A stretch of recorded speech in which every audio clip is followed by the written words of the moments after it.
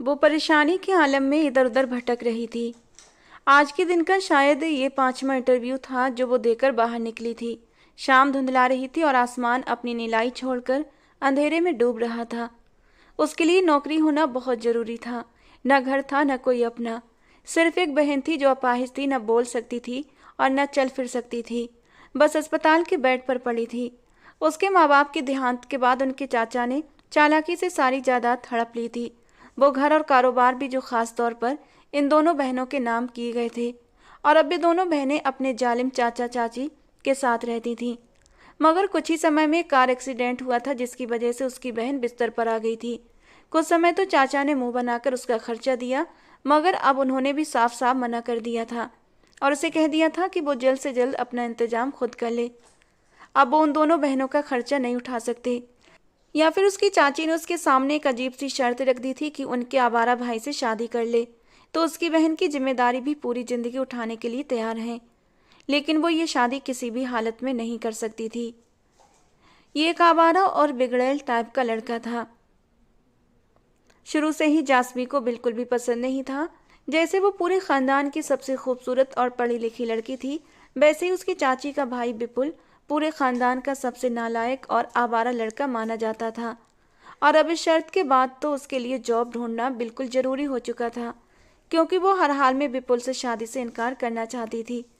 उसे अपनी सोचों की गहराइयों में डूबे वो आगे बढ़ रही थी कि अचानक उसकी निगाह एक लड़के पर पड़ी थी। देखने में काफ़ी अमीर घराने का लग रहा था, हैंडसम भी काफ़ी था और ड्रेसिंग भी अच्छी कर रखी थी। वो अपने फ़ोन में बुरी तरह बिजी था, शायद किसी को गुस्से से डांट रहा था और उसे अपने आसपास का भी होश नहीं था। अगले ही पल एक तेज रफ्तार आती गाड़ी ने उसे जोर से ठोकर मारी और जासमी की चीख उसके होंठों से खुद ब खुद निकल गई। वो सीधा उसके पैरों के पास आकर गिरा था। हे भगवान, आप ठीक है मिस्टर? घबराहट से उसकी आवाज़ बुरी तरह कांप रही थी। उसने इधर उधर नज़र दौड़ाई, लेकिन ये हाईवे की तरफ जाता रास्ता था, यहाँ कोई भी मौजूद नहीं था। किसी को न पाकर जासमी झटके से झुकी और उस शख्स को सीधा करने लगी। लेकिन जैसे ही उसने उसके सिर को देखा था, उसका चेहरा सहम गया, क्योंकि उसके सिर से तेज खून बह रहा था। डर से उसका दिल सीने में जैसे रुक सा गया। वो फौरन खड़ी हुई और जल्दबाजी में रोड पर चलती गाड़ियां रोकने लगी। उसका एक हाथ बेताबी से हवा में लहरा लहरा कर गाड़ी रोकने की कोशिश कर रहा था, जबकि दूसरा हाथ उस आधे बेहोश पड़े शख्स ने कसकर थाम रखा था। मगर इस पल जासमी को उस पकड़ का जरा भी एहसास नहीं था। कुछ देर के बाद एक रिक्शा आकर रुका और उस दयालु आदमी ने जासमी की मदद करवाकर उसे पास के अस्पताल पहुंचा दिया। डॉक्टरों ने जांच के बाद बताया कि जख्म ज़्यादा गहरा नहीं था, इसलिए खून ज़्यादा नहीं बहा। लेकिन वो गुरूर भरी नज़रों वाला शख्स अब बेहोश पड़ा था। जासमी ने उसके पहनावे और उसकी खूबसूरत पर्सनालिटी से अंदाज़ा लगा लिया था कि वो यकीनन बहुत अमीर होगा। उसने आज तक लड़कियों की खूबसूरती के किस्से सुने थे, खुद अपनी तारीफ भी उसने लोगों के मुंह से सुनी थी, लेकिन इतना खूबसूरत मर्द उसकी आंखों के सामने से कभी नहीं गुजरा था। इस वक्त वो बेहोश था, सर पर पट्टी बंधी हुई थी। वो उसके चेहरे के हर नक्श को गौर से देख रही थी। बंद आंखों पर झुकी हुई घनी काली पलकें बेहद खूबसूरत लग रही थीं। हल्की तराशी हुई बियर्ड उसके गोरे रंग पर बहुत प्यारी लग रही थी।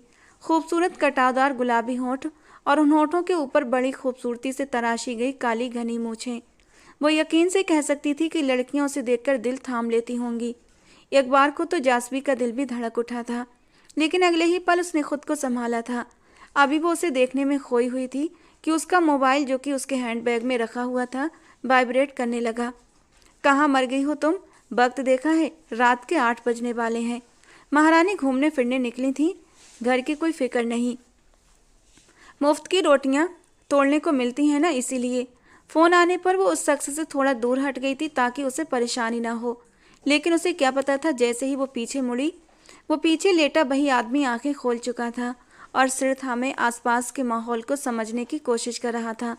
चाची, मैंने आपको बताया तो था कि मैं इंटरव्यू के लिए निकली हूँ, देर तो होगी ही। अगर नौकरी नहीं मिली तो सिया का इलाज कैसे होगा?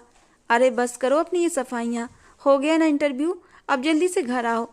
चाची के फौरन हुक्म देने पर वो थोड़ा सा परेशान हुई थी।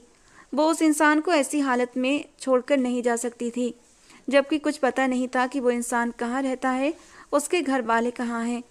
फिर उसने हिम्मत करते हुए चाची से कह ही दिया, मैं हॉस्पिटल में हूँ इस वक्त, रास्ते में किसी का एक्सीडेंट हो गया था, बस उसी। उसकी बात अभी पूरी भी नहीं हुई थी कि चाची की तमतमाती हुई आवाज़ उसके कानों में मिर्ची की तरह लगी थी। लो भाई सुन लो अपनी भतीजी के कारनामे।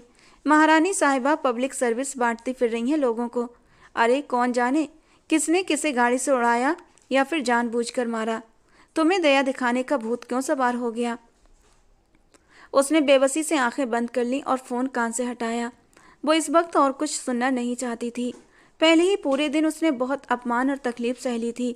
सुन रही हो या नहीं, चाची की आवाज़ अब भी फ़ोन पर गूंज रही थी। मजबूरन जासमी ने कॉल काट दी। वो गहरी सांस लेकर पीछे मुड़ी तो एक पल को जम सी गई। वही शख्स जो कुछ देर पहले बेहोश पड़ा था अब पूरी तरह जाग चुका था और खुली आंखों से उसे ही देख रहा था। आप कैसे हैं आप? उसने घबराकर पूछा। I am fine and thank you, उसने धीमी मगर गहरी आवाज़ में जवाब दिया। उसने हल्का सा सिर हिलाकर जवाब दिया ही था कि पीछे से डॉक्टर आ गए और उसकी जांच करने लगे। मिस्टर, मैंने आपके डॉक्टर से कंफर्म कर लिया था, अब आप बिल्कुल ठीक हैं और घर भी जा सकते हैं। Thank you doctor. मेरा फ़ोन मेरे पास नहीं तो क्या आप? अरे आपका सामान तो आपकी वाइफ के पास है। नर्स का बाग के एक बम की तरह फूटा था और वो सिर्फ विवान दारा पर नहीं जासवी पर भी गिरा था। नहीं, मैं वाइफ नहीं हूँ। नॉट एट ऑल, दोनों एक साथ बोल पड़े और अगले ही पल डॉक्टर ने नर्स को घूर कर देखा। सॉरी सर, दरअसल ये नई है इसीलिए। It's okay. डॉक्टर और नर्स अपना काम पूरा करके चले गए थे जबकि अब जासवी भी वापसी की तैयारी में थी। मेरे ख्याल से अब आप ठीक हैं तो मैं चलती हूँ। वो मुड़ी ही थी कि उसके पीछे से उसकी आवाज़ आई, बेट मिस। कदम अनचाहे रुक गए थे। उसने पलटकर विवान की ओर देखा। शायद वो उसका नाम जानना चाहता था। जासवी, उसने धीमी आवाज़ में बताया। हाँ तो miss Jasvi, sorry for that but मैंने आपकी कॉल सुन ली थी। जासवी की पलकें झुक गईं। भर भर कर शर्मिंदगी हुई थी कि उसकी चाची की कही हुई सारी बातें उस इंसान ने सुन ली थी। जाहिर था कि फ़ोन ख़राब होने की वजह से उसने कॉल को स्पीकर पर डाला हुआ था और उसकी चाची की कड़वी बातें उसने बिल्कुल साफ साफ सुनी होंगी। उसका चेहरा शर्म और बेबसी से गर्म हो उठा। दिल में जैसे कुछ चुभ गया। वो बस मेरी चाची ऐसी, मैं आपको जॉब दे सकता हूँ। वो कुछ और बोलने ही वाली थी कि विवान की से एक वाक्य ने मानो उसकी जबान रोक दी। कहाँ वो पूरा दिन अपमान और थकान झेलते हुए एक इंटरव्यू से दूसरे इंटरव्यू भटकती रही थी और अब अचानक एक उम्मीद उसके सामने खड़ी थी। आप मुझे? उसने अविश्वास से पूछा। जी, आपने मेरी मदद की और अब मैं भी मदद करके ये एहसान आपको लौटाना चाहता हूँ। आप मेरा नंबर नोट कर लें, मैं लोकेशन भेज दूंगा, कल आप आ जाइएगा। जैसे उसकी किस्मत का बंद दरवाज़ा एक ही पल में खुल गया हो। बैठे बिठाए नौकरी, सच में कोई नहीं जानता भलाई का बदला कब, कहाँ और कैसे मिल जाए। हमारी छोटी सी नेकदिली भी जिंदगी की सबसे बड़ी इन्वेस्टमेंट बन जाती है। समझ नहीं आ रहा था कि इस इंसान का कैसे धन्यवाद करे, फिर भी उसके कांपते होठों से थैंक्स निकला था। विवान सिर्फ हल्के से मुस्कुराया था, कुछ बोला नहीं था। अच्छा, अब मैं चलती हूँ और कल से मैं टाइम पर आ जाऊँगी और एक बार फिर से आपका बहुत बहुत धन्यवाद। मुझे नौकरी की सख्त ज़रूरत थी। आप मुझे बार बार थैंक्स कहकर शर्मिंदा न करें प्लीज़। विवान ने उसे सहज करने की कोशिश की। घर जाते ही उसे चाची का गुस्सा सहना था, लेकिन उसकी नौकरी की बात सुनकर वो मुंह बनाते हुए अपने कमरे में चली गई थी। अगले दिन वो बिल्कुल समय पर उसी पते पर पहुंच गई थी जो मिस्टर विवान ने उसे भेजा था। ऑफिस बेहद आलीशान और शानदार था। जासवी झिझकते हुए अंदर गई और उससे मिली। वो कल की तुलना में ज़्यादा तरोताज़ा, संभला हुआ और बेहद प्रभावशाली लग रहा था। कुछ ही देर में उसका इंटरव्यू हुआ और वो शानदार पैकेज के साथ जॉब पर सेलेक्ट हो गई। खुशी उसकी आंखों तक चमक बनकर आई थी, पर यह खुशी कितने दिनों की होगी वो नहीं जानती थी। कुछ दिन बेहद अच्छे गुजरे। इस दौरान उसकी विवान से मिलने या बात करने की ज़्यादा नौबत नहीं आई। वैसे भी वो इस जगह का बॉस था। लेकिन जासवी ने एक बात नोट की थी कि वो वाकई बहुत खूबसूरत था, सिर्फ देखने में ही नहीं बल्कि दिल से भी। वो घमंडी तो था मगर दिल का बहुत अच्छा था। ये बात जासवी ने पहले दिन समझ ली थी। ऑफिस में तो बॉस के बारे में तरह तरह की बातें उड़ती रहती हैं। इन बातों पर ध्यान देने का क्या फ़ायदा। और वैसे भी उसने विवान में कुछ भी बुरा नहीं पाया था। बॉस ने तुम्हें बुलाया है, तुरंत जाओ, ये सब काम छोड़कर। ये पहली बार था जब विवान ने उसे बुलाया था। इससे पहले तो बाकी लोग ही उसे गाइड करते थे। आज आज क्यों बुलाया? अरे जाओ लड़की, यहाँ क्या सोच रही हो खड़ी खड़ी? जी जी जा रही हूँ। वो एकदम से बोलती हुई तेजी से ऑफिस तक भागी थी और फिर से अंदर आ गई। गुड मॉर्निंग, आपने बुलाया सर? हाँ मैंने बुलाया था, जरूरी काम है, बैठ जाओ। वो अपने कुछ बाल जो चोटी से बाहर निकल आए थे पीछे करते हुए बैठी। जैसा कि तुम जानती हो कि मेरा पीए जा चुका है, तो ये कुछ लोगों की लिस्ट है, तुम इनके इंटरव्यू ले लेना। और मैं कैसे इंटरव्यू ले सकती हूँ? बॉस मैं हूँ या तुम? वो उसके बिल्कुल पास खड़ा था और इस सवाल पर थोड़ा सा झुककर बोला, जिस पर जासवी ने नयास सिर ना में हिला दिया। क्या ना? नहीं, आप ही बॉस हैं, उसने जल्दी से कहा तो वो सिर हिलाते हुए सीधा हुआ। असल में तुम्हारी केयरिंग नेचर देखकर मुझे महसूस हुआ कि एक अच्छी पीए मेरे लिए तुम ही ढूंढ सकती हो। तो क्या वो लड़की होगी? हाँ बिल्कुल, इस बार लड़की ही ढूंढनी है। अब तुम जाओ और काम पर लग जाओ। वो सिर हिलाकर उठने लगी जब उसने आवाज़ दी, जी सर। लेकिन लेकिन जब तक तुम एक अच्छी क्वालिफाइड पीए नहीं ढूंढ लेती, मेरे लिए कॉफ़ी बनाना और मुझे फुली असिस्ट करना तुम्हारा काम है। जासवी उसकी नई फरमाइश सुनकर चौंक गई थी, जो यकीनन उसने अभी अभी सोची थी। मतलब लोग सही कहते थे, वो बहुत मूडी इंसान था। और सर मेरा काम कौन करेगा? वो तुम किसी को भी पकड़ा देना, नाम लेकर, मेरा नाम लेकर, बल्कि तुम फिक्र मत करो, बस जो मैंने कहा है वो करो।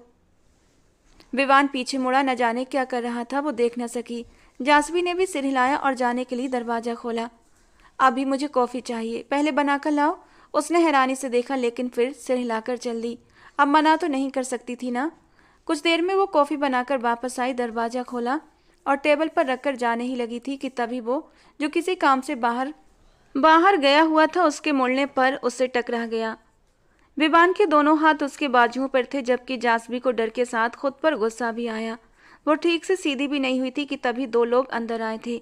जासवी की आंखें फटी की फटी रह गईं, क्योंकि उनमें से एक उसके चाचा थे। उन्हें देखते ही वो तुरंत सीधी हो गई।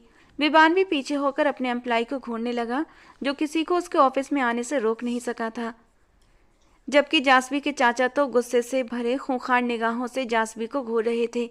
ये सब करने आती हो तुम यहाँ, इसीलिए मुझे ये लोग अंदर नहीं आने दे रहे थे।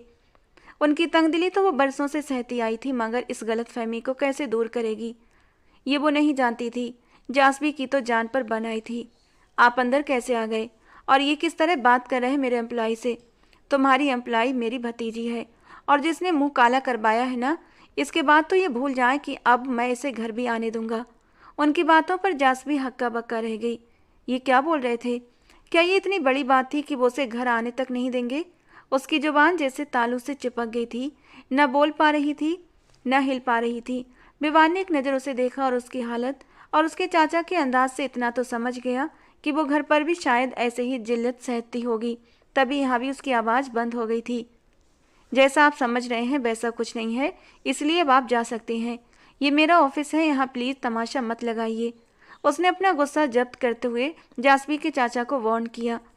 वो बहुत संजीदगी और सलीके से बात कर रहा था, क्योंकि वो नहीं चाहता था कि ये तमाशा और लोग सुने। अरे जाओ तुम और ये बेहया बेशरम लड़की, मैं बता रहा हूँ जासवी, खबरदार अगर मेरे घर पर अपने ये गंदे कदम भी रखे। बस बहुत पाल लिया तुम जैसी लड़की को। उंगली दिखाते हुए वो उसे बोलकर वहां से चले गए थे, जबकि वो ये समझ नहीं पा रही थी कि उन्हें अपनी इज्जत की फिक्र ज़्यादा थी या घर से उसे निकालने की। क्या वो उसे घर से निकालने का ही मौका ढूंढ रहे थे? आप परेशान न हो, आज का आप ऑफ ले लें। कुछ देर तक वो यूं ही भीगी आंखों के साथ खड़ी रही तो विवान ने उससे कहा, लेकिन वो तो जैसे पत्थर बन गई थी, मानो उसके अंदर की जान निकल गई हो। मजबूरन विवान उसके पास आया और उसे फिर पुकारा। जासपी ने ठहरी हुई आंखें उठाई और उसे देखा। उसी पल एक आंसू टूटकर उसके गाल पर लुढ़क गया। वही आंसू विवान को बेचैन कर गया। पूरा दिन गुजर गया, लेकिन जब वो घर गया तब भी उसके दिमाग में लगातार जासवी की बही भीगी आंखें और वो बहते आंसू घूम रहे थे। 2 दिन और गुजर गए। आज तीसरे दिन भी वो ऑफिस नहीं आई थी।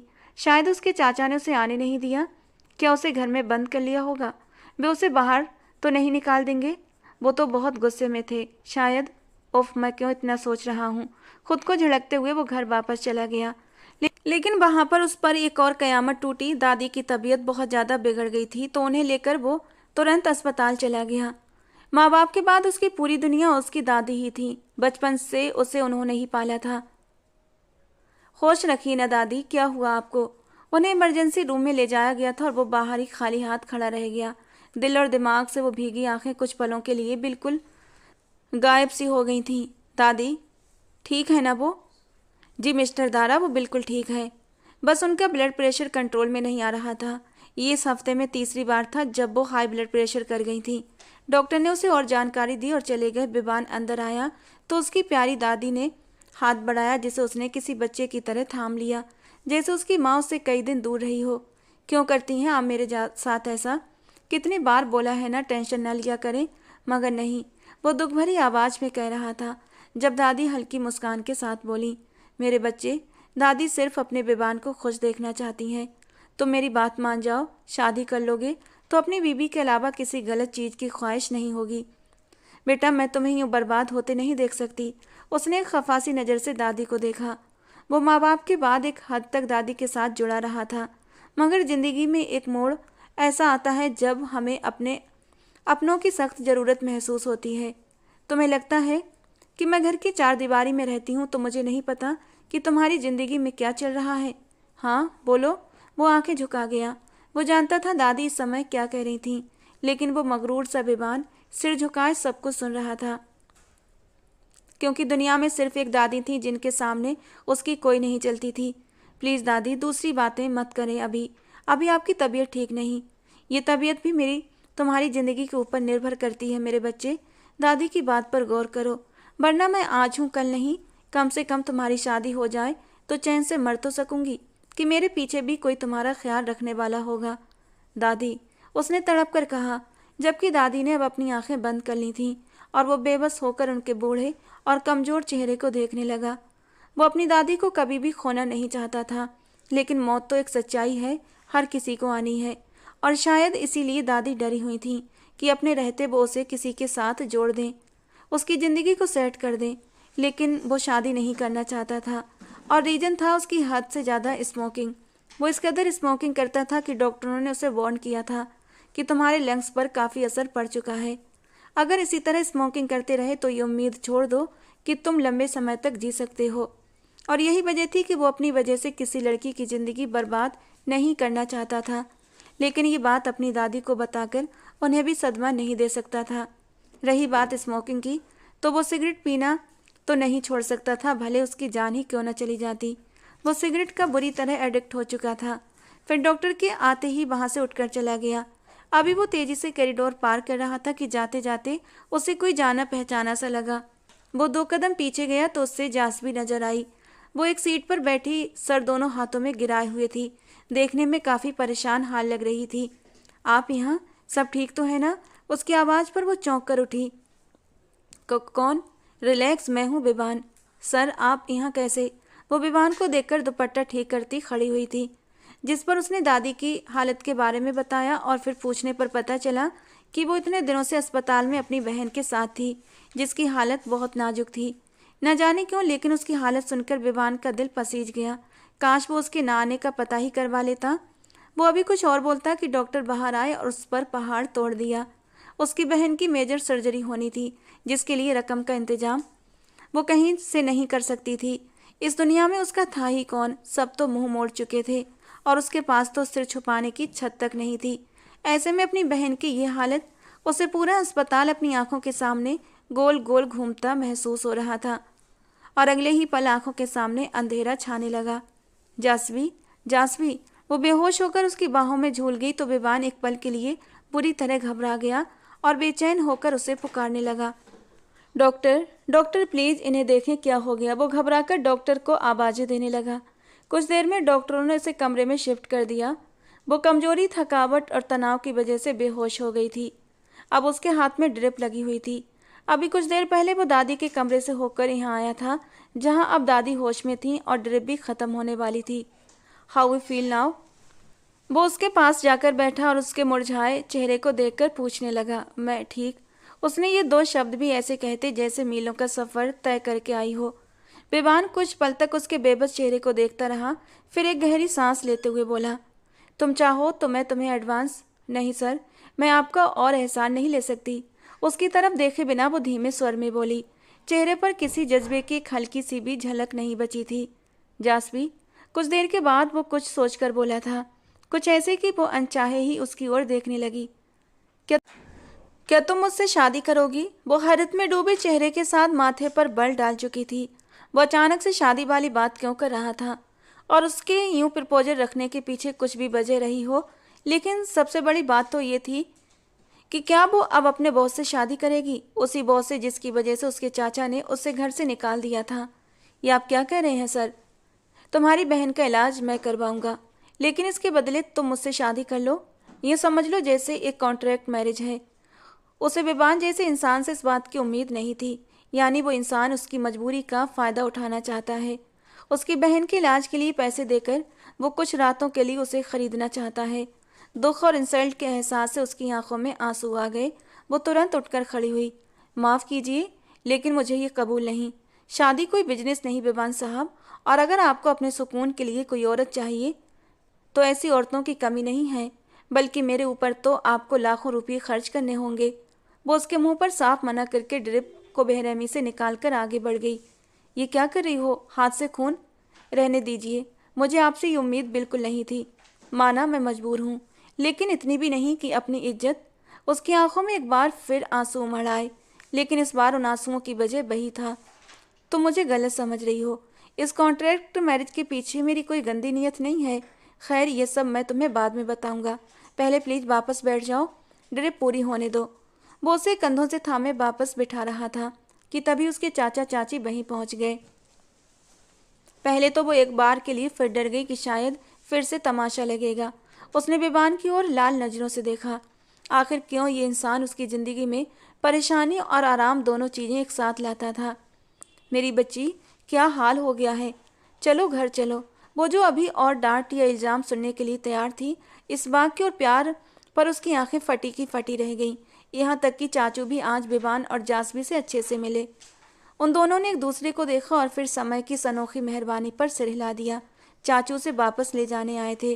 वो हैरान थी मगर खुश भी थी कि चलो देर से ही सही उन्हें अपनी भतीजियों का ख्याल तो आया।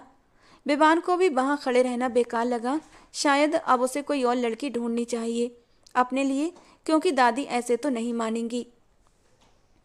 इस सब के बाद 2 दिन गुजर गए थे। सब अच्छे से रहा, लेकिन फिर अचानक से उठते इस प्यार की वजह समझ आई थी। वो घर के कागजात जिन पर जासवी के साइन होना जरूरी थे, पावर ऑफ अटर्नी उसके पापा ने उसे दे रखी थी। देखो बेटा, तुम्हारी शादी तो वैसे भी विपुल से हो रही है, तो ये बाहरी मामले भी उसके हवाले कर दो, ठीक है? चाचू की बातें उससे अंदर से एक बार फिर झकझोर गईं। वो लोग कैसे उसकी ज़िंदगी का फैसला कर सकते थे, वो भी इस तरह? जासवी ने आंसू पोंछते हुए फैसला किया कि वो यहाँ अब सच में चली जाएगी यहाँ से। और रही बात घर की, तो अब उसे पता था कि उसका ही है, तो वो यहीं रहेगी। अभी वो सब सामान बांधते हुए कमरे से बाहर ही जा रही थी कि चाची ने सख्ती से उसका बाजू दबोचते हुए उसे वापस बिठा दिया। खबरदार, जो कमरे से बाहर निकली। शाम में शादी है तुम्हारी विपुल के साथ, कपड़े पहन लो बस। मैं ये शादी नहीं करूँगी, जा रही हूँ मैं यहाँ से। उसकी बात पर चाची ने गुस्से में आकर उसे एक थप्पड़ मारा और उसके शोर शराबे को नज़रअंदाज करते हुए दरवाज़ा बाहर से बंद करके चली गईं। अब ये तभी खुलेगा जब पंडित जी शादी कराने आएंगे। जासवी ने उनके जाते ही दरवाज़ा पीटा, मगर शायद कोई नहीं था जो उसकी सुनता। उसने किसी को फ़ोन करने का सोचा तो याद आया कि वो तो फ़ोन भी बाहर ही रखकर भूल गई थी। जासवी सिर पकड़कर बैठ गई। उसे कुछ भी समझ नहीं आ रहा था। इस कमरे में खिड़की भी नहीं थी। कुछ ही देर में उसका दम घुटने लगा और फिर रोते रोते वो सो गई। जब आँख खुली तो चाची को अपने सिर पर खड़ा पाया। साथ में कुछ लड़कियां भी थीं जो उनके ही परिवार से थीं। सभी जासवी के तैयार होने का इंतजार कर रही थीं। मतलब वो यहाँ हमेशा के लिए फंस चुकी थी। कुछ ही देर में जोर जबरदस्ती से उसे नीचे ले जाया गया, जहाँ पंडित जी बैठे विवाह शुरू करने वाले थे। वो बेजान सी बैठ गई। पंडित जी की आवाज़ें जैसे उसके कानों में जा ही नहीं रही थीं। तभी उनके घर का दरवाज़ा खटका और कोई बिना अनुमति अंदर आ गया, जिस पर बहुत सारी सांसें रुक गईं। जासवी ने रोती हुई आंखों से ऊपर देखा, जहां बेबान हैरत से उसे ही देख रहा था। वही नजरें जो उसे बेचैन कर देती थीं। ये क्या हरकत है? ऐसे कैसे अंदर आ गए? चाचा जो दूसरे कमरे में थे, सामने वाले कमरे के दरवाजे पर उसे खड़ा हैरानी से देखकर दौड़े। आप लोग ये शादी नहीं करा सकते। और तुम हो कौन ये बताने वाले हमें? हाँ। दोनों को आपस में भिड़ता देख चाची जासवी को कमरे में ले गई और उसे कमरे में बंद करके वापस आ गई। ये क्या तमाशा है? वो भी इस समय? विपुल को बुलाएं आप। मुझे जासवी से शादी करनी है, उसने धीरे से कहा। और अच्छा, जैसे हम। वो अभी कुछ बोलते कि उसने फिर उन्हें चुप करा दिया। बदले में उसके जो नाम है वो सब कुछ आपका। बेबान ने उनका मुंह बंद कर दिया। एक पल के लिए तो उनकी लालची बीबी और वो ठहर गए, मगर फिर चाचा ने अपनी बीबी को आंखें दिखाई। हमें बेवकूफ़ समझ रखा है तुमने। शादी होते ही ये सब तो वैसे भी हमारा अपना हो जाएगा, और अगर मेरी शादी जासवी से ना होने दी तो मैं जो कर सकता हूँ उसका शायद आप लोगों ने कभी अंदाजा भी नहीं लगाया होगा। आप एक बार बात तो करें उससे। चाची की आवाज़ अचानक बदली थी। वो तो वैसे भी जासवी से जान छुड़वाना चाहती थी। ये शादी तो बस जायदाद के लिए थी। जल्दी सोचो, हाँ करने में आपका फ़ायदा और ना करने में। तुम हमें लालची समझते हो? हाँ, हम तो अपनी बच्ची का सोच रहे हैं। उसने उसकी बातों का खास जवाब नहीं दिया। उसे पता था वो ये सब दिखावे की बातें कर रहे हैं। जल्दी ही वो मान जाएंगे, और आखिरकार वो लोग मान गए थे। चाची अब और भी खुश नजर आ रही थीं। जासवी इस सब से अब भी बेखबर थी। उसे लगा शायद इन लोगों ने विवान को भगा दिया होगा, मतलब अब उसे कोई भी नहीं बचा सकता था। लेकिन उसकी हैरानी उस वक्त बढ़ी जब उसे मंडप में लाकर बिठाया गया और उसके बराबर विपुल नहीं बल्कि विवान दारा अपनी पूरी शान और खूबसूरत पर्सनालिटी के साथ बैठा हुआ था। चेहरे पर एक खूबसूरत सी मुस्कान थी। उसने अविश्वास से चाची की ओर देखा, जिस पर उन्होंने उसे आंखों ही आंखों में तसल्ली दी। जासवी, अब बस भी करो, चलो जल्दी जल्दी शादी की रस्में पूरी करो। अरे, हमें तो पता ही नहीं था कि तुम इस कदर घुन्नी हो, कि नौकरी के चक्कर में बॉस को ही फंसा लिया। उसे कुछ भी समझ नहीं आया। आंखों से आंसू टूट कर गिर पड़े। न जाने अब उसके साथ आगे क्या होने वाला था। आंसू पोंछते उसने अपना हाथ आगे बढ़ाया था और बेबान के हाथ में रख दिया। बेबान ने उसका ठंडा हाथ अपने हाथ से हल्के से दबाया था, जैसे उसे तसल्ली दे रहा हो। सब बेहद खुश नजर आ रहे थे। इस समय विपुल ने जो हंगामा करना था वो चाचा ने संभाल लिया था और वो गुस्से में बाहर निकल गया। लेकिन खैर, अभी सबसे बड़ी खुशी ये थी कि अब जासवी से और साथ में उसकी बहन से भी उन लोगों की जान छूट रही थी। ना कुछ देना पड़ा, ना कोई नुकसान हुआ, उल्टा सिर से बोझ हट गया। चलो जासवी। इस बार वो पिछली बार से भी ज़्यादा आत्मविश्वासी चाल लिए अंदर आया। फॉर्मल ड्रेस में वो कई निगाहों का केंद्र बना हुआ था, लेकिन उसकी नज़रें सिर्फ उसी पर जमी थीं जो शायद मानसिक रूप से यहाँ थी ही नहीं। अरे, ऐसे कैसे जा? हमें देर हो रही है, बहुत रात हो चुकी है, उसने घड़ी देखते हुए कहा और जासवी के आगे अपना हाथ बढ़ा दिया। मगर इसका सामान? वो उन्हें वहाँ पर नया भी मिल जाएगा, बस आप इनकी ज़रूरी चीज़ें गाड़ी में रखवा दें। उसने एक बार फिर जासवी की ओर देखा था और अपना हाथ आगे बढ़ाया, जिस पर पहले तो वो देखती रही लेकिन फिर खुद ही उसका हाथ थाम लिया। सबने तारीफी भरी निगाहों से उन्हें देखा। वो दोनों गाड़ी में चुपचाप बैठे थे। जासवी के चेहरे से साफ था कि उसे अब तक कुछ भी समझ नहीं आया था। विवान उसकी चुप्पी से बेचैन होकर गाड़ी रोकता है और उसे अपनी ओर किया। ये सब मैंने सिर्फ तुम्हें बचाने के लिए किया है जासवी। तुम्हारी उससे शादी हो जाती तो तुम वहीं कैद होकर रह जाती, और मुझे भी शादी की बहुत ज़रूरत थी। मेरी दादी मेरी शादी की वजह से बहुत परेशान रहती हैं और मैं किसी से शादी नहीं करना चाहता, बस इसीलिए मुझे ये ठीक लगा। इनमें हम दोनों का फ़ायदा है इसमें हम दोनों का फ़ायदा है, और तुम फिक्र मत करो, तुम्हारा घर वगैरह सब मैं वापस ला दूंगा। मगर बस कुछ समय मेरे साथ मेरे घर पर दादी के सामने एक अच्छी पत्नी और एक अच्छी बहू बनकर रह लो। 1-2 साल की बात है। मेरी दादी बीमार रहती हैं। मुझे पता है उनके पास ज़्यादा समय नहीं है। उसके बाद तुम वापस आज़ाद हो जाओगी अपनी ज़िंदगी में, बल्कि मैं एक अच्छे से लड़के से तुम्हारी शादी भी करवा दूंगा। बस कुछ समय तक मेरा साथ दे दो, बदले में जो तुम कहोगी वही होगा। वो बोल रहा था और जासवी बस सुनती गई और उसे देखती चली गई। विवान की आंखों में एक विनती थी। उसने सांस भरकर सीट पर टेक लगाई थी। ये भी एक सच ही था कि विवान ने आज उसे हमेशा के लिए उस कैद से निकाल लिया था, लेकिन झूठ मूठ की शादी, और अगर आपकी दादी को पता चल गया तो? उसने आंखें खोली, सामने देखते हुए कहा, जिस पर विवान मुस्कुरा दिया। उसके लिए यही काफ़ी था कि वो मान गई थी। कुछ नहीं पता चलेगा, बस तुम उनसे नॉर्मल ही रहो। वैसे भी ये इतना मुश्किल नहीं है, शादी तो हुई है ना हमारी। वो बोलते हुए ठहरा और इधर उधर देखते हुए गाड़ी स्टार्ट करने लगा। Thank you so much. गाड़ी सड़क पर रवाना थी जब जासवी के कानों में उसकी आवाज़ गूंजी थी, मगर वो चुपचाप सीट पर टेक लगाए मौन सी बैठी रही। जब समय शोर मचाता है तो इंसान अक्सर यूं ही चुप हो जाता है। कल तक वो जिस चीज़ के खिलाफ थी, आज उसी चीज़ का साथ देना उसकी मजबूरी बन गया था। विवान की पेशकश स्वीकार न करती तो क्या करती? कभी कभी जिंदगी को वैसे ही चलने देना चाहिए जैसे वो चल रही होती है। हर बार अपनी मर्जी करके हम सब ठीक नहीं कर पाते। मैं तो भूल गया, दादी तो कल वापस आएंगी। वो तो अपनी कजन के घर रुकी हैं। चलो अच्छा ही है, हमें आज इतना कोई खास नाटक नहीं करना पड़ेगा। जासमी ने कोई जवाब नहीं दिया था। वो बाहर निकली तो उसकी आंखों ने कुछ पल सब भूल कर इस आलीशान घर को देखा था, जिसके बाहर भी फव्वारा झरने के पानी की तरह बह रहा था। चलो, वो उसके बोलने पर उसके पीछे पीछे अंदर चलने लगी। लिफ्ट का काम चल रहा है तो हमें ऊपर सीढ़ियों से जाना होगा। चल लोगी ना? तो मतलब विवान को उसकी परवाह थी। जासमी ने अपना लहंगा देखते हुए सोचा, लेकिन फिर सर झटक कर दोनों तरफ से पकड़ लिया और आगे चल दी। विवान उसके पीछे पीछे ही था। जब दूसरी ओर पैर रखते ही जासमी पर कोई लुढ़का था, जिस पर वो लड़खड़ाकर पीछे आते विवान पर गिर गई। शुक्र था कि दीवार होने की वजह से वो लोग चोटों से बचे, मगर इस समय विवान की कमर पर बहुत जोर से झटका लगा, जबकि जासवी तो चीख मारकर वहीं मुँह छिपाकर बैठी थी। जब उसे फिर से अपने पैरों में कुछ महसूस हुआ, वो और जोर जोर से चीखकर उसके कॉलर को पकड़ते अपने पैरों की तरफ देखने लगी। वहाँ एक प्यारी सी बिल्ली थी जो अब विवान के पास कूद रही थी। ओह बेला, तुमने डरा दिया अपनी नई दोस्त को। जासवी, ये बेला है, मेरी फैमिली है। विवान ने उसके करीब को नज़रअंदाज करते हुए बेला को एक हाथ से गले लगाया, जबकि जासवी की धड़कन अपने पेट में सुनाई देने पर वो तुरंत उससे सॉरी करती हुई उठी। विवान ने बेला को गोद में उठाया और अब जासवी का हाथ थामकर उसे ऊपर तक ले गया। पहले तो उसका खून सूख गया, मगर विवान के लिए जैसे ये आम बात थी। फिलहाल तुम इस कमरे में रहो, जब दादी आएंगी तब देखेंगे, ठीक है? वो बोलकर बेला को लिए जाने लगा तो जासवी ने उसे वापस रोका। मेरे कपड़े? ओ हाँ, मैं सूटकेस भिजवाता हूँ। कुछ तो रखा ही होगा तुम्हारी चाची ने। कुछ देर के बाद एक कर्मचारी के हाथ सूटकेस आया, जिस पर उसने कपड़े बदलकर बेड पर लेट गई।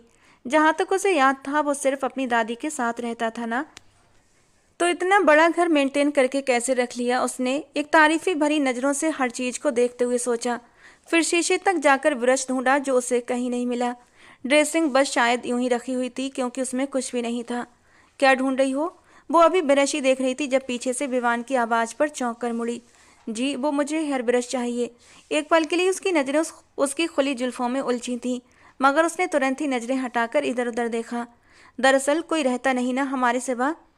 ऐसा करता हूँ, मैं तुम्हें अपना हेयर ब्रश ला कर देता हूँ। बल्कि एक काम करो, मेरे साथ मेरे ही कमरे में चलो। वहाँ जो तुम्हें अपने मुताबिक लगे वो इस्तेमाल कर लेना। मैं आपके कमरे में? हाँ तो क्या हुआ? वैसे भी दादी के सामने हमें एक ही कमरे में एडजस्ट करना होगा, उसने उसे समझाते हुए कहा तो उसने भी सिर हिला दिया। विवान ने बारीकी से उसका चेहरा देखा। क्या वो सच में इतनी मासूम थी? Okay sir. उसकी बात पर वो पीछे की ओर मुड़ा। सर नहीं कहना यहाँ पर, वो सिर्फ ऑफिस के लिए था। खैर चलो अभी वहाँ। वो उसके पीछे पीछे कॉरिडोर से गुजरती एक दूसरे कमरे में आई। ये कमरा दूसरी मंजिल पर बिल्कुल बीच के हिस्से में बना हुआ था। एक पल के लिए तो वो उस कमरे की खूबसूरती में खो गई थी। इतना हसीन और विशाल कमरा उसने कभी नहीं देखा था।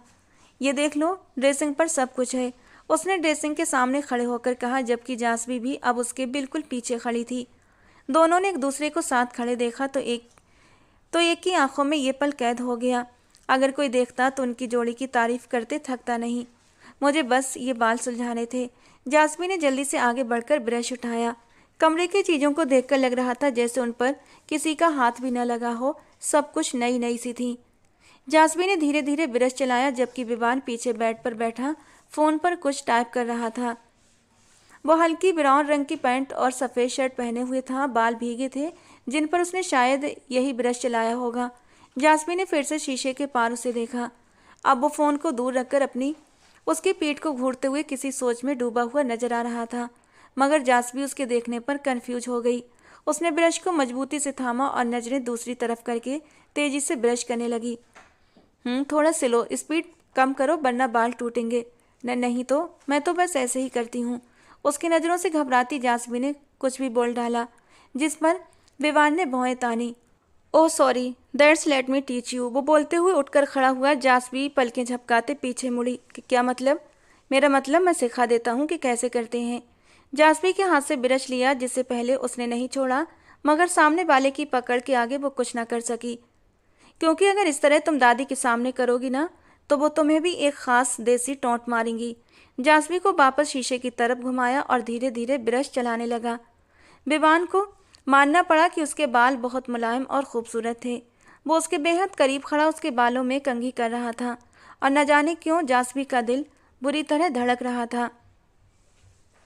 I forget that word. उसने याद करने की कोशिश की कि उसकी दादी क्या कहती हैं। जासवी ने नीचे नजरें गिराते हुए कहा, फूहड़।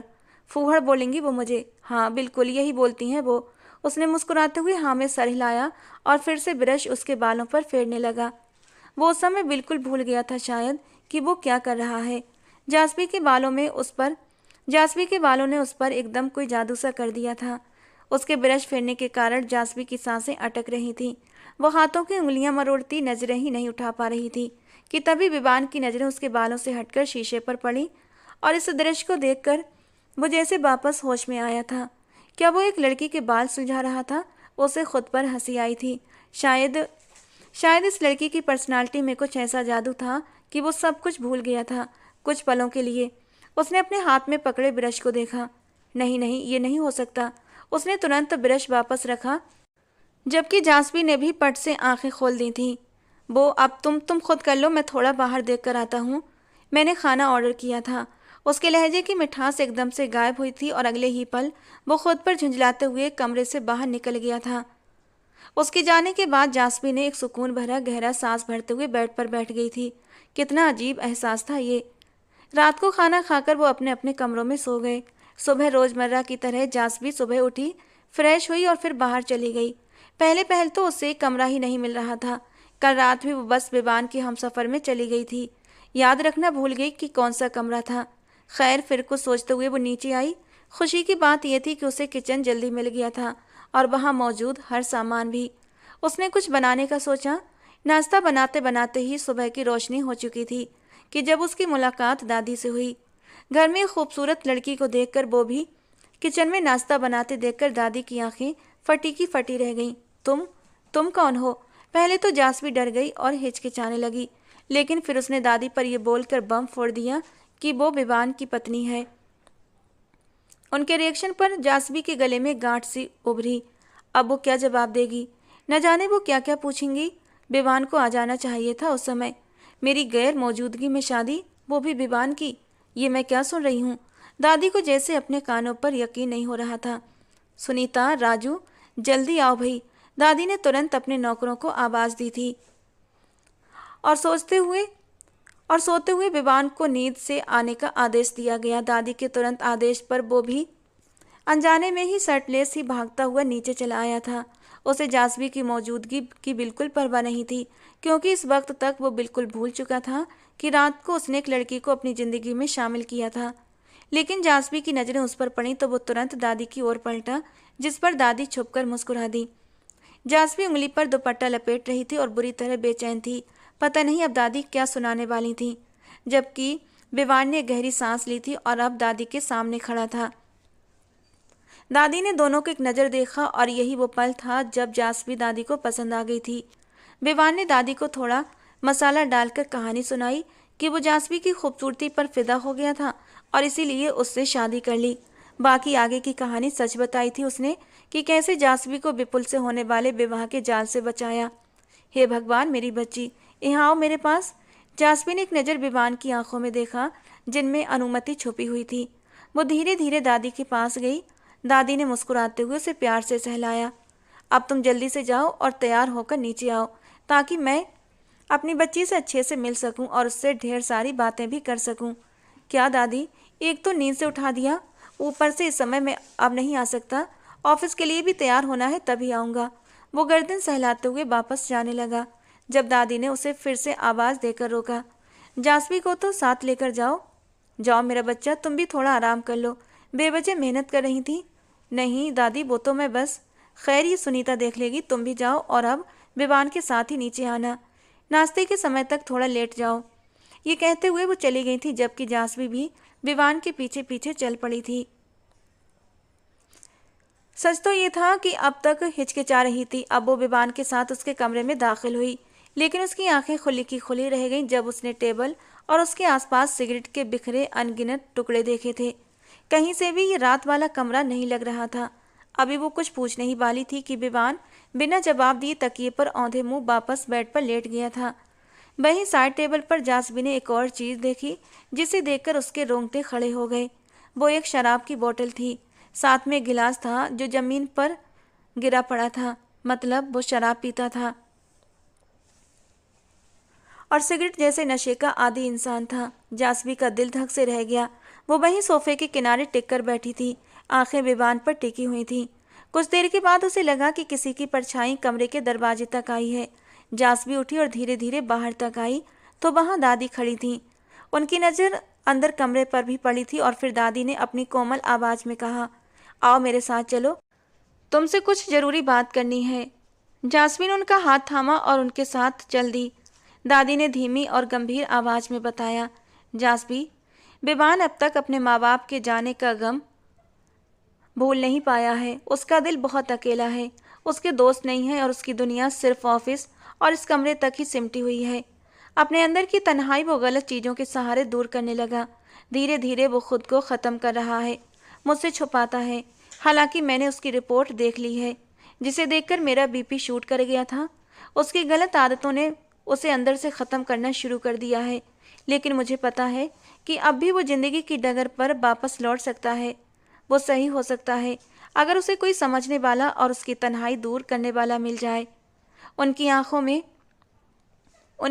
में चिंता और गहरी ममता दोनों झलक रही थीं। शादी से सब कुछ ठीक नहीं होता, लेकिन यही वो मौका है कि विवान की ज़िंदगी में बदलाव आए। वही उसे पूरा कर सकता है जो उसका अधूरापन समझे और उसे पूरा करे। जासमी ने भीतर ही भीतर सोचा, सच है, ये खुलकर अपनी भावनाएं दिखाने वाला इंसान नहीं है। उसकी ही शांति और खुददारी उसके भीतर के दर्द की झलक है। दादी ने हाथ पकड़ते हुए हल्की मुस्कान के साथ कहा, मुझे उम्मीद है कि तुम उसे अपनी मोहब्बत देकर ठीक कर दोगी। तुम करोगी ना? जासमी ने धीरे से सर हाँ में हिलाया, लेकिन उसके मन में एक सवाल बुरी तरह गूंज रहा था। दादी को क्या बताऊं? ये शादी तो एक डील के सिवा कुछ भी नहीं, और उन्हें कैसे समझाऊं कि विवान ने तो यहाँ से निकलने का सारा प्लान बना रखा है। जासमी ने हल्की आवाज़ में कहा, आप चिंता मत कीजिए, सब ठीक हो जाएगा। मैं उन्हें तैयार करती हूँ, ऑफिस का समय हो रहा है। दादी ने उसे प्यार भरी निगाहों से देखा और कहा, बिल्कुल मेरी बच्ची, तुम उसे सही रास्ते पर ले आओगी। जासमी ने भीतर ही भीतर एक संकल्प लिया और कदम आगे बढ़ाए। उसे पता था ये सिर्फ एक शुरुआत है और अब उसे विवान की दुनिया में धीरे धीरे अपना असर डालना होगा। सुनो, उसने धीरे से कहा, यह भी तो एक बड़ा ही मुश्किल काम था। अब वो उसे कैसे उठाती? सर आप, ओह विवान जी उठ जाइए। अपने सिर पर हाथ मारते हुए वो उसके पास बैठ गई। विवान थोड़ा सा कसमसाया, लेकिन उठ नहीं रहा था। बाहर से आती सुबह की हल्की रोशनी उसके बालों को चमका रही थी, जो विवान के माथे पर भी बिखरी हुई थी। उसका आधा उज्ज्वल चेहरा जासमी ने ध्यान से देखा। उसे लड़कियों की बातें याद आई जो शादी के बाद विवान की तारीफें कर रही थीं। जासमी बेवजह मुस्कुरा दी और किसी अजीब से ख्याल में उसके बालों को धीरे से छूने लगी। चूंकि वो उठ नहीं रहा था, वो भी अब चेतन रूप से पैरों को फैलाते हुए उसकी ओर झुकी और उंगलियों से उसके बाल सहलाने लगी। जब तक मैं यहाँ हूँ, आपकी आदत छुड़ाने की कोशिश जरूर करूँगी, उसने धीरे से खुद से कहा और आखिरकार उसे कंधे से पकड़कर उठाया।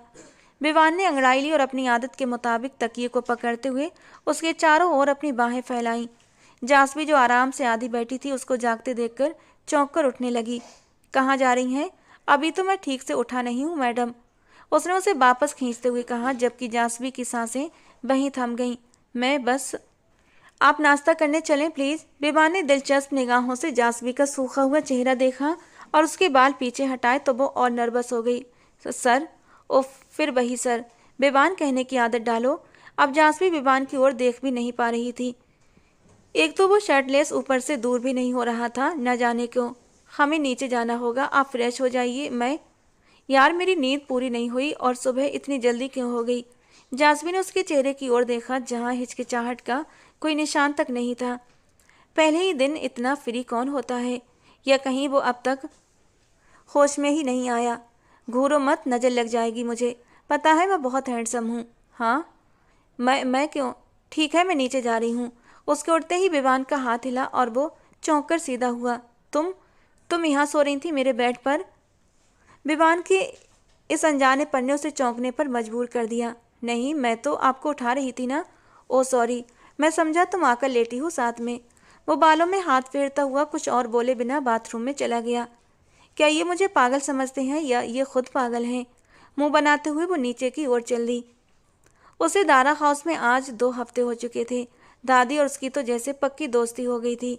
विवान ऑफिस चला जाता, रात को देर से घर आता और उसके आने के बाद कभी मांगकर खाना खा लेता तो कभी यूं ही सो जाता।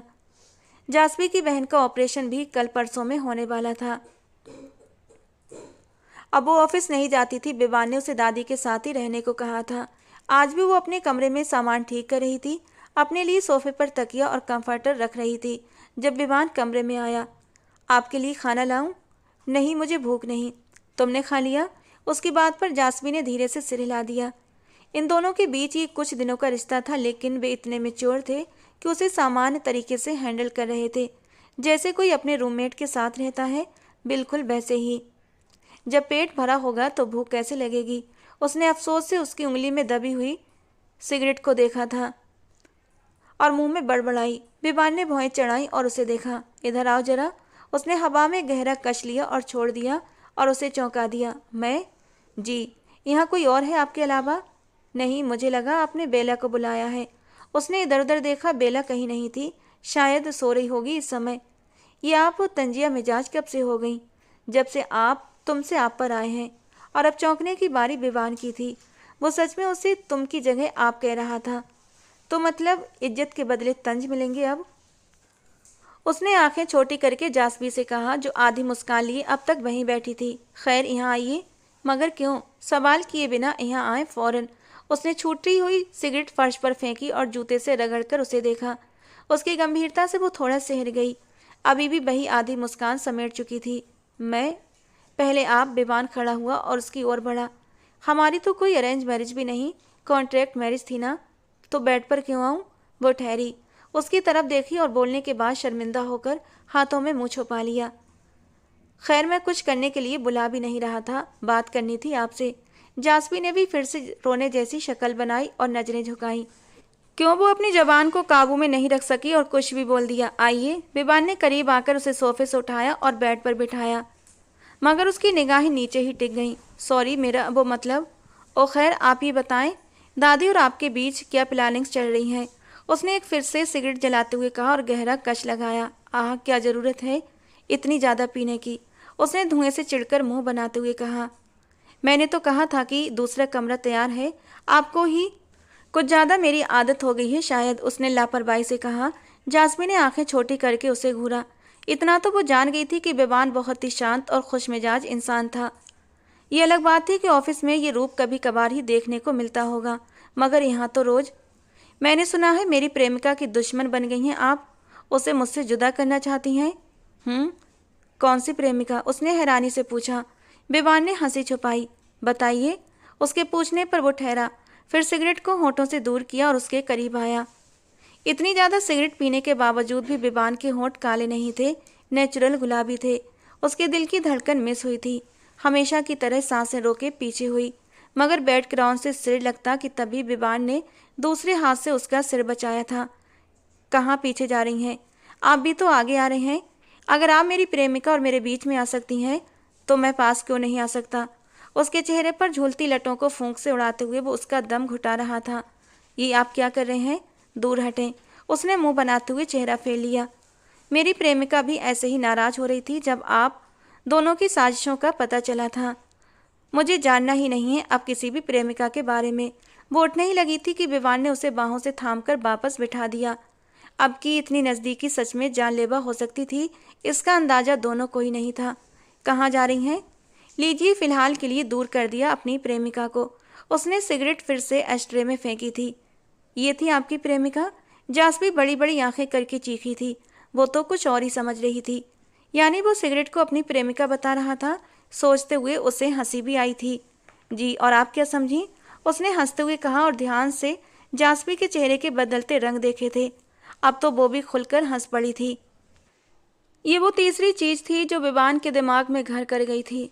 उसने बेइच्छा हंसती हुई जासवी के चेहरे पर आए बाल सहलाते हुए पीछे किए थे और वो चुप हो गई, या फिर ये कहें कि वो हमेशा की तरह कंफ्यूज हो गई थी। नहीं नहीं जासवी, ये बस एक कॉन्ट्रैक्ट ही है। विवान की तो आदत ही ऐसी है, उसे ज़्यादा सीरियस मत लेना। खुद को दिल ही दिल में समझाती वो उठने लगी, तभी विवान ने उसकी कलाई थामकर उसे रोका। आज यहीं सो जाएं? क्या मैं बेड पर? जी मेरे साथ ही। इतना बड़ा बेड है, 3 लोग तो आ भी जाएं, और हम तो बस 2 हैं। उसने खुद को होश दिलाया और अपनी कलाई छुड़ाकर तुरंत सिर हाँ में हिलाया। पता नहीं क्यों वो उसके साथ बेड पर सोने के लिए राजी हो गई थी। मैं कपड़े बदल कर आता हूँ, आप अपनी जगह डिसाइड कर लें। वो बोलकर अपने कपड़े बदलने चला गया था, लेकिन जासवी वो तो बस खामोश खड़ी रह गई थी। क्या वो जानते भी हैं कि वो क्या कर रहे हैं, या फिर ये सब नॉर्मल था? बस उसे अजीब लग रहा था। वो अब तक वहीं बैठी थी जब विवान वापस आया और खुद उसे तकिया देने लगा। मैं सोफे पर ही। कसम ले लो मैं रात को वैम्पायर में बिल्कुल नहीं बदलता, इसलिए डरो मत, खाऊंगा नहीं तुम्हें। उसका हाथ खींचते हुए उसने उसे बेड पर बिठाया था और फिर आंखें दिखाकर उसे लिटा भी दिया, जिस पर जासवी ने अलग वाला कंफर्टर उठाकर मुंह तक ओढ़ लिया। गुड नाइट पार्टनर, सो जाओ अब चुपचाप, विवान ने मुस्कुराते हुए कहा और लैंप की रोशनी बंद कर दी। थोड़ी ही देर में जासवी की गहरी और भारी सांसों की आवाज़ से विवान समझ गया था कि वो सो चुकी है। उसके लबों पर एक प्यारी सी मुस्कान आई थी। अपना कंबल छोड़ते हुए वो चुपके से उसके कंबल में घुस गया था और बड़े ही प्यार से उसे अपनी ओर खींचते हुए उसे अपनी मजबूत बाहों में किसी नाजुक गुड़िया की तरह समेट कर अपना चेहरा उसकी गर्दन के करीब किया था और फिर गहरी सांस लेते हुए उसकी खुशबू अपने अंदर उतारी थी। इतना सुकून मिला था उसे कि इतना सुकून तो उसे अपनी प्रेमिका के धुएं में डूबकर भी नहीं मिलता था। ऐसा नशा था उसके वजूद की खुशबू में कि विवान की पलकें भारी होने लगी थीं और वो उसे बाहों में लिए ही गहरी नींद सो चुका था। और यही उस अनजाने प्यार की शुरुआत थी जिसका एहसास उन्हें होकर भी समझ नहीं आ रहा था। अगली सुबह आँख खुली तो वो उसकी बाहों में ही थी। आप? वो एकदम चौंक कर उठी। रिलैक्स यार, पति के साथ ही हो, वो नींद से भरी बोझिल आवाज में बोलते हुए उसे खुद में और भी भींच चुका था। और जैसे हम इस रिश्ते की असलियत नहीं जानते, उसने गुस्से में कहा और उठने लगी। छोड़ो असलियत को, अभी तो फ़ायदा उठाते हैं ना। महसूस करो यार कितने खूबसूरत पल हैं, वो मुस्कुराते हुए कहने लगा। एक हाथ से उसके बालों में हाथ फेरते हुए वो उसे शौक कर गया था। क्या वो मजाक कर रहा था? नहीं, ये मजाक नहीं हो सकता। जासबी की आंखें बेमन से नम हो गईं। वो उसे धक्का देकर उठी और भीगी आंखों से उसे देखा, जिस पर विवान ने समझाने के लिए उसका हाथ थामा, मगर उसने उसका हाथ झटक दिया। मुझे आपसे ये उम्मीद नहीं थी, माना कि ये कॉन्ट्रैक्ट मैरिज है, मगर मेरी भी कोई इज्जत है मिस्टर विवान। वो उठकर अपना दुपट्टा खींचकर अपने ऊपर डालने लगी। कम ऑन जासवी, तुम गलत समझ रही हो। मैंने किसी गलत इरादे से नहीं, बल्कि सिर्फ एक छोटा सा मजाक। हाँ मजाक? ये मजाक नहीं था, इसीलिए तो आपने रात को मुझे बुलाया था। आप मेरा फ़ायदा उठाना चाहते हैं ना? आपने सोचा होगा जितने दिन मैं आपके साथ हूँ, आपके जज्बातों को सुकून पहुँचाने का सामान बनूँ। उसके बाद तो आप वैसे ही मुझे अपनी ज़िंदगी से निकाल देंगे। वो फिर से बेकाबू बोल रही थी, जिसका उसे खुद भी अंदाज़ा नहीं था। विवान ने उसे हैरत से देखा था। ठीक है, आपको जाना है ना, जाइए, चले जाइए। उसका दिल टूट चुका था। ये गलतफहमी ने उसका दिल तोड़ दिया था। विवान के कहने पर वो उठी और वहाँ से चली गई।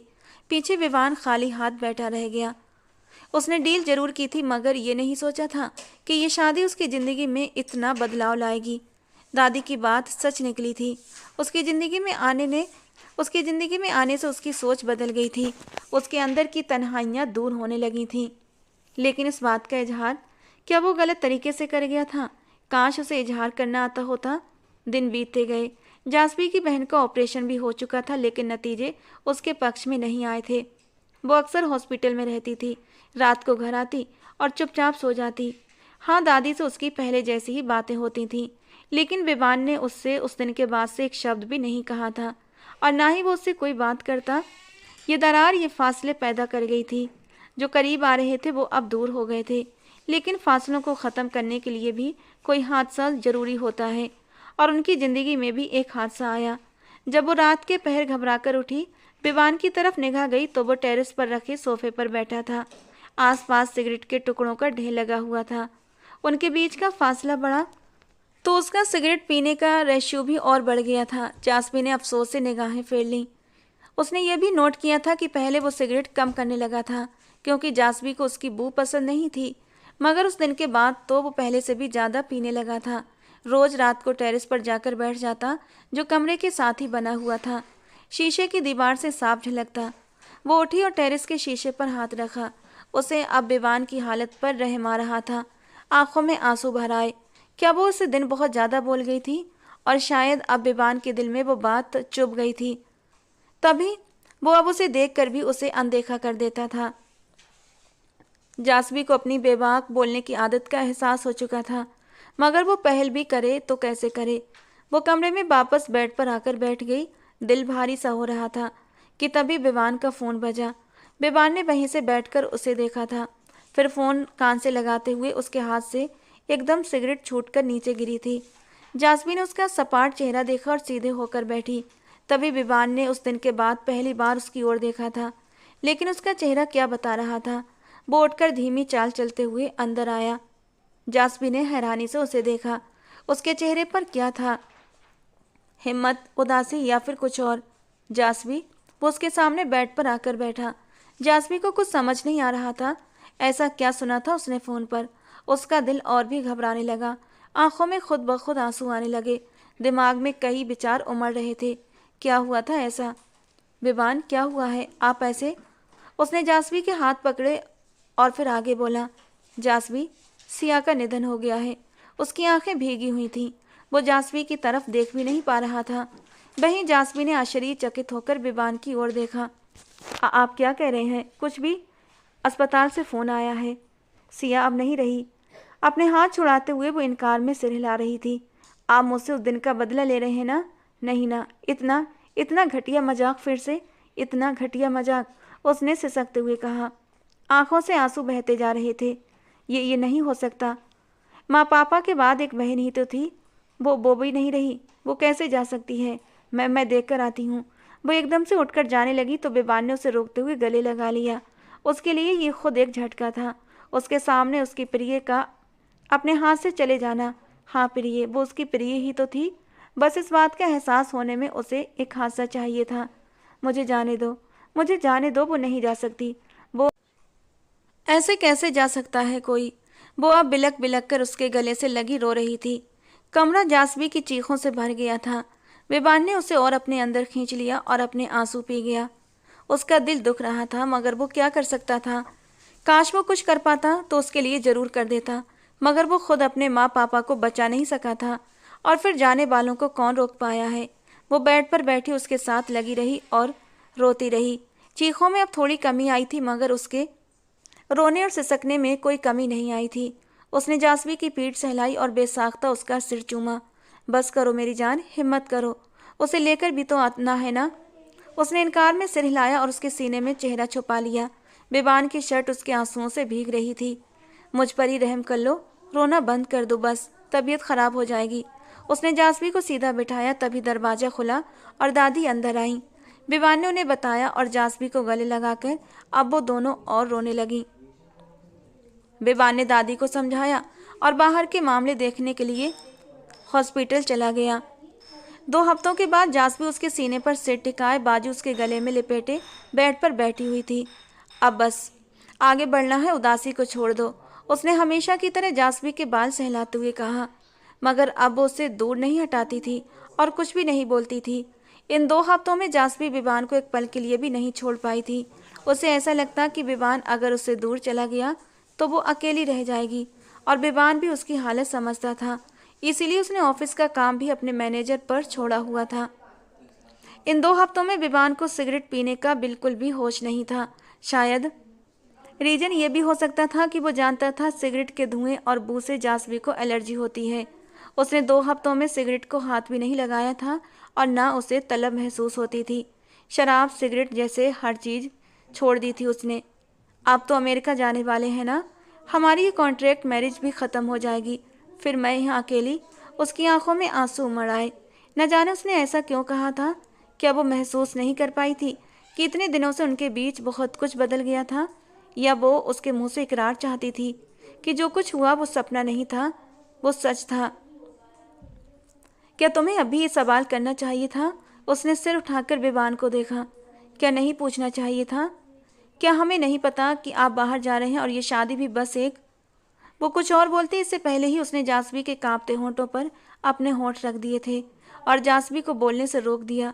कुछ देर के बाद वो पीछे हटा और उसे देखा, जो आंसुओं से भरी आंखों से उसे ही देख रही थी। जो कुछ अभी हुआ था, जासवी का दिल धड़कना भूल चुका था। क्या तुम्हें वो दिखता है जो मेरे दिल में है? वो सिर हाँ में हिलाती उसके गले लग गई। विवान ने भी बिना कुछ कहे उसके चारों ओर बाहों का घेरा तंग किया था। आई लव यू। उसके इकरार पर वो और अधिक रोने लगी। कम ऑन यार, इस पर तो कोई नहीं रोता। फिर क्या करते हैं? उसने रुंधी हुई आवाज में कहा, जिस पर वो हंस पड़ा था। वही करते हैं जो मैं उस रात कर रहा था और तुम मुझे धक्का देकर चली गई थी। उसने उसे छेड़ते हुए कहा, तो वो रोते रोते भी हंसकर अपना चेहरा उसके सीने में छुपा गई। मुझे बिल्कुल भी हंसी नहीं आ रही, विवान ने नरम स्वर में कहा। I love you too. उसके इकरार पर विवान के सीने में एक सुकून सा उतर गया था। बड़ी नरमी से उसे अपनी बाहों में समेटता हुआ वो उसे लेकर तकिए पर लेटा था। उसके और खुद के ऊपर कंबल डालता हुआ उसके कान में धीरे से कुछ गुनगुनाया था, जिसे सुनते ही जासवी शर्म से लाल हुई थी। जाओ, मुझे आपसे बात नहीं करनी। वो अब फरार का रास्ता तलाश कर रही थी।